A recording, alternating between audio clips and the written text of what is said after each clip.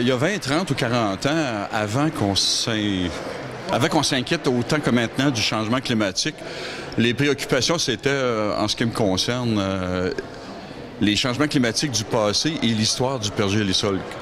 Quand est-ce qu'il s'était formé? Comment il s'était formé? Et ma contribution ou le travail que je faisais avec mon équipe, c'était beaucoup aussi d'étudier le pergélisol pour comprendre sa stratigraphie, comprendre comment la glace qu'il y a à l'intérieur se forme. Et c'est encore une question qui est très importante aujourd'hui parce que cette glace qui s'est formée dans le sol dans le passé, aujourd'hui, c'est elle qui fond avec le réchauffement climatique et qui entraîne tous les bouleversements. Mais il y a aussi beaucoup cette contribution à la formation. En plus, c'est qu'il a développé beaucoup de liens avec les communautés.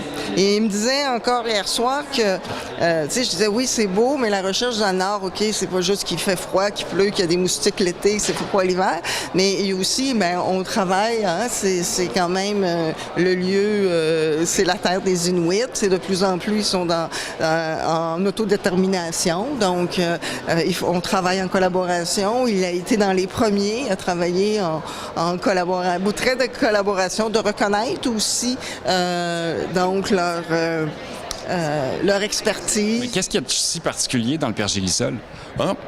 Il y a différentes formes. C'est la chose qui me fascine le plus. Il y a différentes formes de glace ou origines de glace.